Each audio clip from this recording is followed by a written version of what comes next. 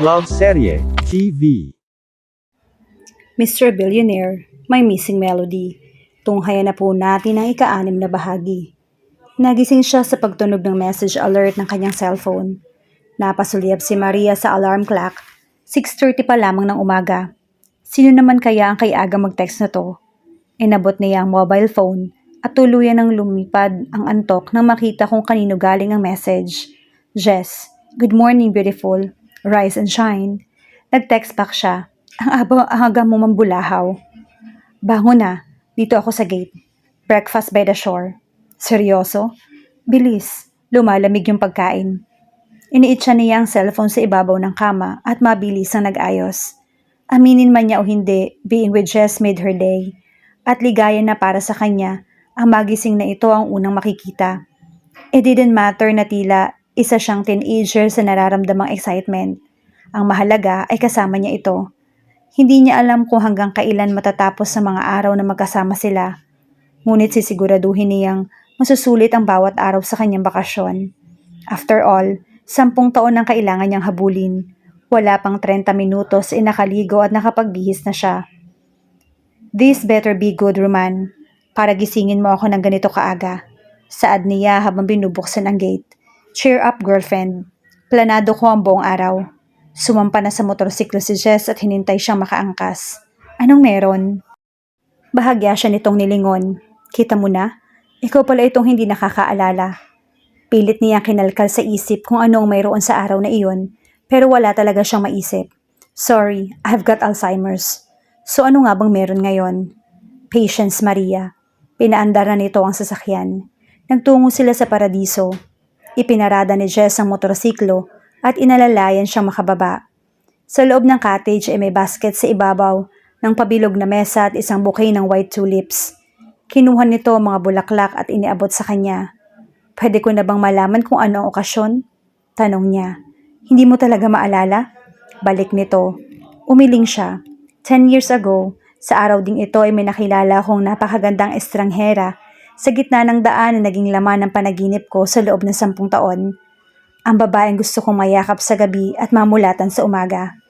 10 years ago, at this exact date, a 14-year-old girl with the most beautiful chinky brown eyes has stolen my heart, Maria. Walang masabi ang dalaga. Jess really had a sharp memory kung hindi nito nakalimutan ang eksaktong araw ng kanilang pagkakakilala. Ang naaalala lang niya ay ang mga pinagagagawa nila noon. And survey says men have a hard time remembering. Pinatunayan lang ni Jess na mali ang mga ito. Ano ba ang gagawin niya? Kabisado na nito ang mga katagang ninanais marinig ng isang babae. Ang mga sinasabi nito, mga ginagawa, lahat ay unti-unting bumabaklas ng kanyang depensa. Idagdag pang, she was already hopeless in love with him. Makakaalis ba talaga siya sa gimaras na hindi nasasaktan? I don't know what to say. Tangi niyang nasabi. Tinitigan siya ni Jess. Ang klase ng mga titig na kayang tumunaw kahit ng iceberg sa North Pole. Wala kang dapat sabihin, Maria. Let's just celebrate today and create beautiful memories to remember for the next 10 years. Pero sana mas matagal pa doon. At gaano katagal mo naman iyon gustong maalala? Pwedeng forever. Nawala na naman ang sasabihin ang dalaga. Hindi niya malaman kung paano magre-react. Iniiwas niya ang mga mata sa kausap at ibinaling sa basket. Kain na tayo? Pag-iiba niya ng usapan. Bahagyang tumawa ang binata.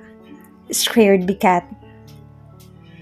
Tukso nitong malambing na pinindot ang dulo ng kanyang ilong. Lumapit ito sa mesa at kinuha ang mga pagkain sa loob ng basket. Masarap. Bakit ganito kasarap yung hinanda mo? Baka hanap-hanapin ko ang mga to pagkatapos nitong bakasyon ha. Di kaya may gayuma ang mga to? Aniya habang kumakain at kunwari inaamoy-amoy pa yung tapa. Sagutin mo kasi ako para kahit araw-araw. Ipapakainin kita ng masasarap na niluto ni Manang. Inirapan niya ito. Alam mong hindi tayo magtatagal dito sa Gimaras, Chess. At saka nanliligaw ka na ba talaga? Ano bang klaseng panliligaw ang inaasahan mo? Ang dinadalaw ka sa bahay? Meeting the fox? Dating you? Kaya kong gawin yan.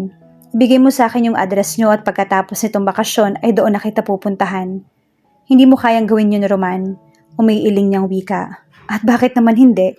Cause I live at the other side of the globe. Liligawan mo ako sa California? Natigil ito sa tangkang pagsubo. Sa California ka nakatira? Tumango siya. Huwag mo sasabihing pupunta ka doon to meet my fox. Really, Roman? Bibigyan na talaga kita ng award kapag nagawa mo yon. Ha? Hinahamon mo ba ako, girlfriend? Playboy Jess Roman courting her from halfway across the planet?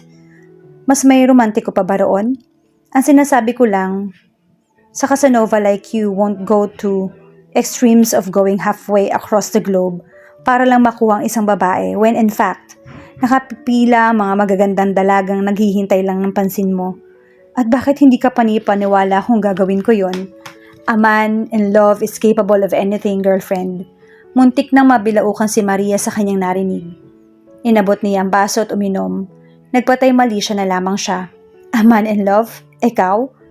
Lagi ka namang in love, Roman. Sa ibang babae pa nga kada linggo. Nang uuyam niyang wika. Hindi ka rin maniwalang love can change a man. Dahil nagbabago ako mula nung makilala kita. Talaga lang ha? Kaya pala nangongolekta ka ng babae. Kumbinsihin mo pa ako, Jess. Hindi pinansin na lalaki ang kanyang patutsada. Ano nga ba ang sinasabi sa kanta? Tumikhim ito at inawit ang isang linya ng kantang sana'y wala ng wakas. Napakurap-kurap ang babae. Ano ba yan? Hinaharana na rin yata siya nito. The contemporary way. O baka mabulunan ka. Aniyang iniabot dito ang baso. Pilit na dinidisimula ang nararamdaman. Kinikilig na talaga siya. Pero puputi muna ang uwak bago niya ito ipaalam dito. Siniko siya nito at binulungan. Hindi mo ako maiiwasan palagi. Ang pagkanta, pasado, ang panliligaw, practice pa. Napahalakhak ito. Sa labas pa lang ay dinig na ni Maria ang pagtunog ng kanyang cellphone na nasa loob ng kwarto. Napabilis ang pagpasok niya sa bahay. Kanina pa ako tumatawag, bakit hindi mo sinasagot? Agad na si Tanilino nang mawakas ay sagutin niya. Humiga siya sa kama. Nasa labas ako at hindi ko nadala yung cellphone. Maria, di ba sabi ko huwag mong ihihiwalay sa'yo yan? Paano kung magka-emergency dyan? Di hindi mo agad ako matatawagan. Puno ng pag-aalalang wika nito. Umuwi ako para magbakasyon, Lino. Ayoko maistorbo ang mga tawag ni Amber. Alam mo naman kung gaano ka mitikulosa yun pagdating sa mga engagements ko. Ang kanyang manager, promoter yung tinutukoy niya. Kahit na, for my peace of mind, sweetheart. Okay po. O bakit ka napatawag? Nangungumusta lang. Okay lang ako, Lino, at nag-e-enjoy ako sa pamamasyal. Masigla niyang balita. That's good. Lubusin mo yung bakasyon, Maria. Pagbalik mo sa California ay sunod-sunod na naman yung concerts at engagements mo. I know. Kaya nga sinusulit ko na itong time na wala akong iniisip kundi ang mag-relax. Wala naman bang nangungulit sa'yo dyan? Baka may nakakilala kang binata dyan at hindi mo na gustuhin bumalik sa States. Lagot ako kay Amber. Agad niyang naisip si Jess. Ang nuno ng kakulitan. Sa totoo lang ay sobra-sobra nag-i-enjoy siya sa ilang araw na magkasama sila. Araw-araw ay hindi ito sumasala sa pagsundo sa kanya at kung saan-saan siya ipinapasyal. Hindi naman ang lugar na pinupuntahan nila ang dahilan kung bakit siya masaya. It's just the mere fact na nakakasama niya ang binata. Kahit na ito pa ang hari ng pang-aalaska at kakulitan, ay hinahanap-hanap niya ito kapag hindi niya nakikita. At alam din niyang ang huling araw ng kanyang bakasyon ang magiging pinakamalungkot na araw sa kanyang buhay. Agad niyang winaksi iyon sa isipan. Saka na niya iyon iintindihin. Bakit? Hindi mo ba ako entitled magkaroon ng normal na buhay, Lino? If a man really comes along and sweeps me off my feet, then I wouldn't just be the passionate pianist as the press tugs me, but the passionate pianist in love. Hopeless romantic ka talaga, Maria. Siguraduhin mo lang na sasaluhin ka ng lalaking sinasabi mo when he sweeps you off your feet. Masakit, mabukulan, at ayaw naming masaktan ka, kahit na ba you have my shoulders to cry on. I've got broad shoulders for you to cry on, sabi ni Jess noon. Kapag nasaktan ba siya ay talagang naroroon ito for her to cry on? O baka ito pa yung maging dahilan ng kanyang pag-iyak? Ipinilig niya ang ulo. Bakit ba nagiging masyadong malayo na yung nararating ng kanyang imahinasyon? Matanda na ako, Lino. Kaya ko nang rendahan yung sarili ko. At pag nasaktan ako ay alam kong nandyan lang kayo. We love you, Maria. Alam ko, and I love you too, guys. Alright. Bye, sweetheart. Bye, Lynn. Kapapatay lang niya ng cellphone nang muli itong tumunog. Jess, napatawag ka? Pinipigil ang kilig na tanong niya. Para siyang teenager na first time matawagan ng kanyang crush.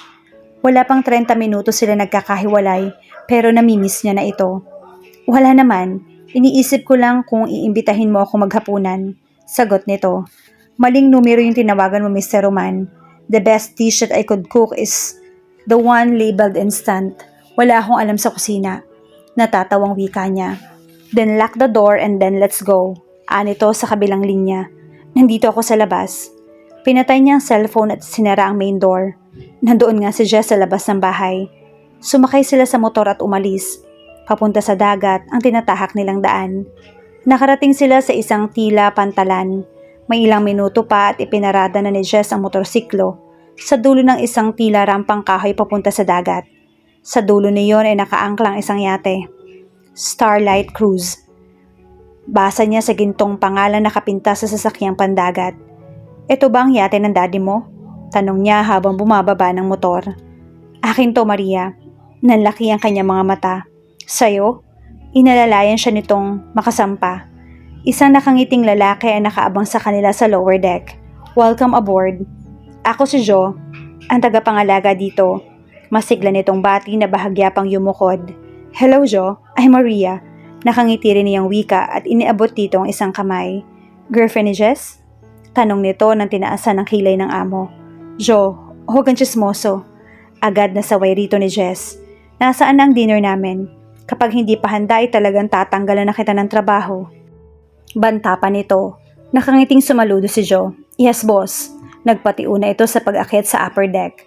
Napatingin sa kanilang isang lalaking nag-aayos ng pagkain doon. Your dinner is served.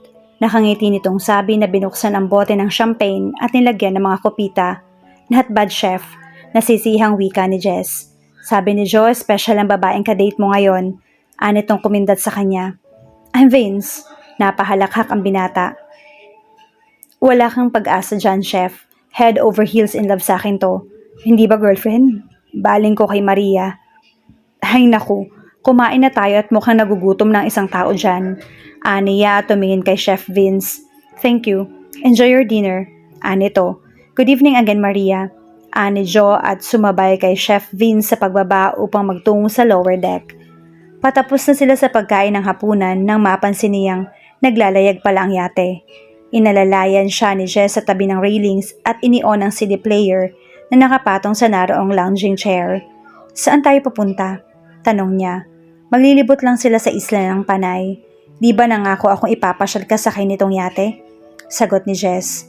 Kumainan lang ang intro ng Awaiting Heaven in Your Eyes. Inilahad ng binata ang isang kamay. Let's dance? Nakangiti nitong wika. Ipinatong niya ang kamay sa balikat nito. Inilapit ni Jess ang bibig sa kanyang tenga at ibinulong. I saw heaven in your eyes, Maria. Inirapan niya ito. Ilang babae na ba ang sinabihan mo ng linyang yan? Ikaw pa lang. Ang lakas mo mambola. Ang hirap mong papaniwalain. Dahil ayokong masaktan. Hindi ko alam kung kakayanin ko kapag umayaw ka na sa akin at iwan mo ako. Siguro sa ibang mga babae okay lang ang ganoong setup, pero hindi sa akin, Jess. Aniya, kapag ipinangako kong I won't ever intentionally hurt you, bibigyan mo ba ako ng pagkakataon? Pag-iisipan mo muna yung mga sinasabi mo. Baka nadadala ka lang ng kanta. Huwag na muna natin pag-usapan yan. Let's enjoy tonight. I want to have happy memories of this night. Aniyang idinikit ang pisngi sa dibdib nito. Sumandal siya sa railings ng yate at tumingin kay Jess habang pabalik na sila ng Gimaras. Thank you. Lumingon ito mula sa paglalagay ng alak sa kopita. Para saan? Sa pagpapasakay mo sa akin dito sa iyong yate. Ikiniling nito ang ulo at lumapit sa kanya. Don't thank me cause I've got selfish reasons. Kaya ako ito ginagawa. Gusto kitang kasama palagi dahil mahalaga ka sa akin, Maria. Huwag mong kakalimutan yan. Wika nitong tinitigan siya. Agad na nagbaba ng tingin si Maria. Ayaw niyang bigyan ng pansin ng mga pagpapalipad hangin ni Jess. Hindi nga sigurado kung totoo yon. Kinuha niya ang kopita ng alak na iniabot nito at humarap sa dagat. Tumabi ito sa kanya. Hindi ka pa rin naniniwala? Mahina nitong tanong. Sumisimsim siya ng inumin. Madali lang bigkasin ng mga salita. Ang tanong ay kung kaya mo bang gawin ang mga sinasabi mo. I have never been more serious in my life, Maria. Tumagilid siya at tumingin dito. Sinasabi mo bang willing kang i-give up yung lahat ng mga babaeng nagkandara pa sa'yo kapalit ko? Marahang umiling ang binata. Wala pa akong sinasabihan ng mga bagay na sinasabi ko sa'yo, Maria. For the past 10 years, I felt a certain void in my life na hindi ko kayang ipaliwanag. Sinusubukan kong punan yon by achieving and accomplishing things. I went out with as many women as I could sa pagbabaka sakaling isa sa kanila ang magpupuno ng kakulangan yon. But I failed. I never knew what I was missing till the day I saw you again. You are the missing puzzle in my life, Maria. Seryoso nitong sagot. Gustong sumabog na kanyang dibdib sa nagtatalong damdamin. Maniniwala ba siya sa lalaking to? Handa na ba siyang ipagsapalaran ang kanyang puso? Was she brave enough to face the unknown? Pero sa walang kasiguruhang iyon, ay nakasalalay ang kanyang kaligayahan. Wasn't that worth taking the risk for? Take a chance with me, Maria.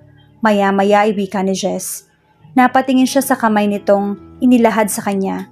Alam niyang kapag iniabot niya iyon ay maaari siyang masaktan. Pero maaari rin namang iyon ang kabuuan ng kanyang kaligayahan. Minsan ka lang mabubuhay, wika nga ng isang kasabihan. Ayaw niyang sa kanyang pagtanda ay magkaroon siya ng pagsisisi. Napahugot siya ng malalim na hininga. Nang abutin niya ang kamay nito, ay niyakap siya ng binata. I'll make you happy, Maria. Pangako. Anitong hinalikan ng kanyang buhok. Huwag mong sabihin, Jess. Gawin mo.